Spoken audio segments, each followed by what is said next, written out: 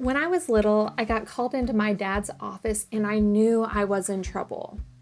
Also, already knew why I was there. I had written all over his mouse pad. So he sits me down and asks completely calmly, "Leanne, why did you write on my mouse pad?" I looked him right in the eyes and I confidently said, "I didn't do it." He didn't even blink. He just looked at me with the straightest face and said, "Oh, so someone else came into my office and wrote your name on my mouse pad." Yeah, turns out I wasn't exactly the criminal mastermind I thought I was. And honestly, that's how most young kids lie. They're not spinning these elaborate, foolproof stories. They're just hoping against all odds that maybe this one will work. If you've ever caught your child denying something while they're literally still holding the evidence, you're in good company. Today we're going to talk about when lying starts, what's happening inside your child's brain, the many different reasons kids lie, how to encourage honesty, and when lying might actually be a sign something bigger is going on. Lying actually requires several different cognitive skills working together. A child has to understand what really happened, imagine a different version of events, remember that made-up story, predict what someone else knows, and then decide to tell the false version instead of the true one. That's actually pretty complicated. Most kids begin experimenting with lying somewhere around age 2 or 3. Usually, they're terrible at it.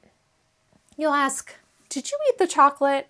And they'll smile with chocolate literally covering their faces, their hands, their clothes, and they'll say no. They genuinely think this might work.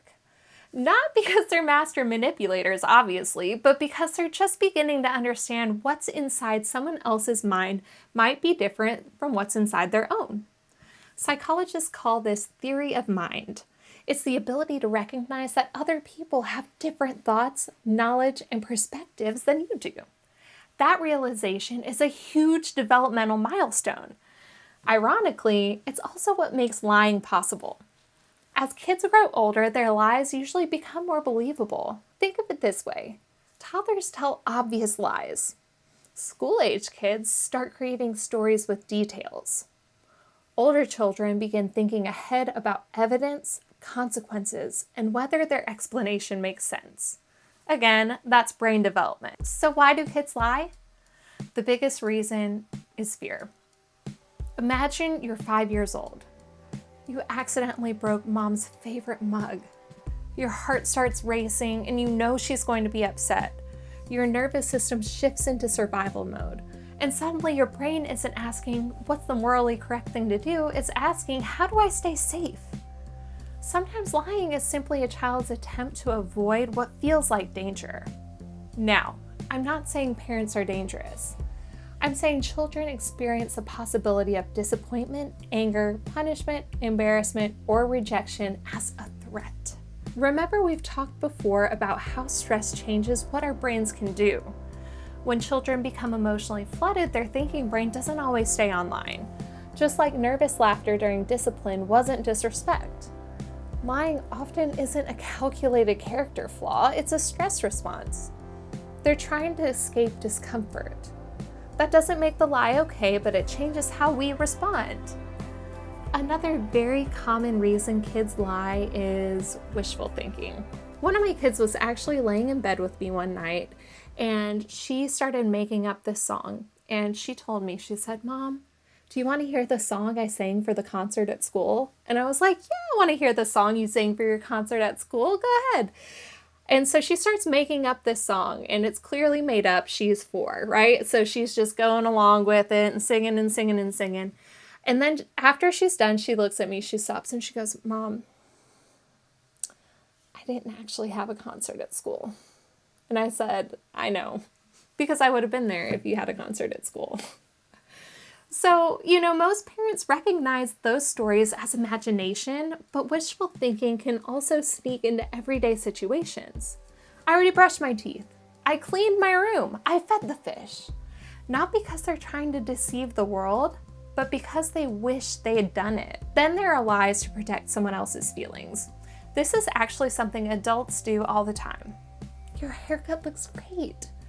The dinner's delicious." Children slowly begin learning these social rules too.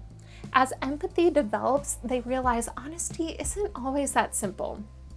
Sometimes they're trying to be kind. Sometimes they're trying to avoid hurting someone. Another reason? Attention. Kids quickly learn that dramatic stories get reactions. I saw a shark in our swimming pool. My dad owns a rocket ship. My uncle is friends with Spider-Man. Young children especially love experimenting with storytelling. Usually these aren't malicious lies, they're exploring imagination and discovering how stories affect people. Sometimes children lie because they're trying to gain independence. They don't necessarily want to deceive you. They want you to stop checking on them. They're testing what life feels like when adults aren't constantly monitoring everyone. Older kids may also lie to protect privacy. That's a normal developmental shift too. As kids mature, they naturally want more ownership over their thoughts, friendships, and experiences.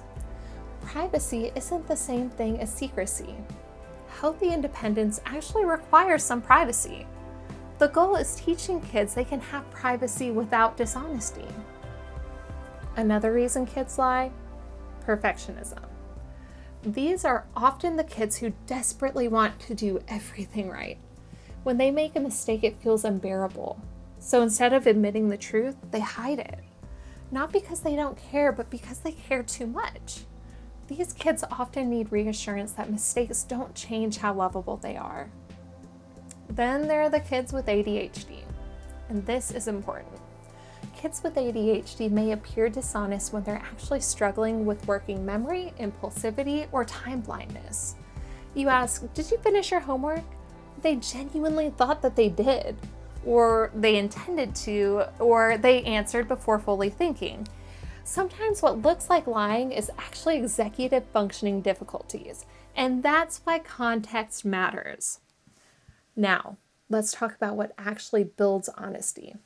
Because here's the mistake many well-meaning parents make. They focus entirely on catching the lie. Children focus on avoiding getting caught. Nobody learns much.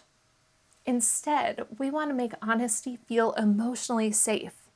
That doesn't mean removing consequences. It means separating honesty from shame. Imagine your child spills juice. They panic.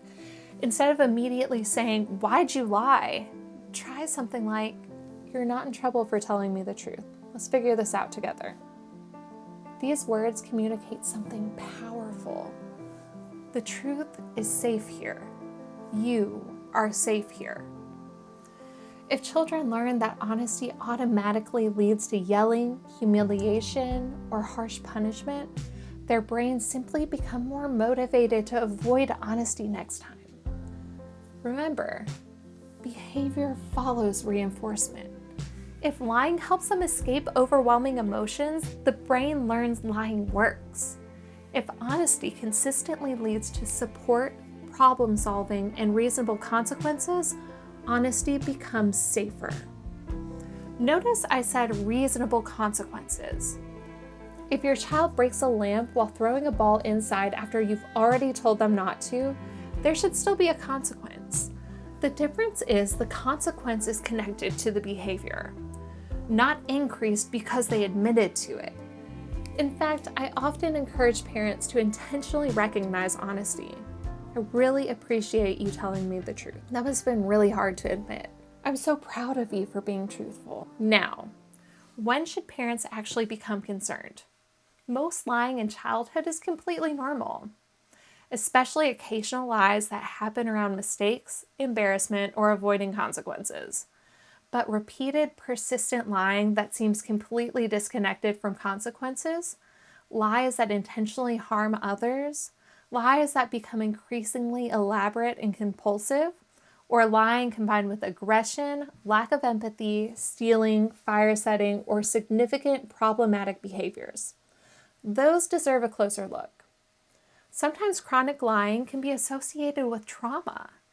Kids who've lived in unpredictable or unsafe environments may learn that telling the truth isn't safe. Sometimes it's connected to anxiety, sometimes ADHD, sometimes other emotional or behavioral concerns. The lie itself isn't always the problem. Sometimes it's pointing us toward the problem underneath. That's why context always matters more than one single behavior. One lie doesn't tell you who your child is. It tells you your child had a reason, good or bad, for avoiding the truth in that moment. Our job is to get curious about the reason, not to excuse it, but to understand it. Because again, understanding gives us better tools. Here's what I hope you remember after today's episode. When your child lies, pause before assuming they're becoming dishonest. Ask yourself, what might they be protecting? Are they afraid, embarrassed, trying to avoid disappointment, trying to avoid a reaction from you, using imagination, seeking attention, trying to preserve their sense of competence? Because once we know why, our response becomes much more effective. Kids don't become honest because they're afraid of getting caught. They become honest because they've learned the truth is safe to tell. Because honesty is noticed. Because mistakes don't threaten the relationship. Because the adults in their lives respond with both accountability and connection. That's how character grows. Not through fear. Through thousands of moments where kids discover, I can tell the truth even when it's hard, and the people who love me will help me make it right. That's the kind of honesty we're really trying to build. If you enjoyed today's Parent Lab, I'd love for you to subscribe, because every episode's designed to help you understand what's happening inside your child's brain so you can parent with more confidence and a little more compassion. And if you've ever caught your child telling the world's most obvious lie, tell me about it in the comments. I have a feeling we're going to get some pretty entertaining stories. I'll see you next time. Thanks again for joining me in the lab. If this video helped you better understand your child, give it a like and subscribe to my channel so we can keep learning and growing together.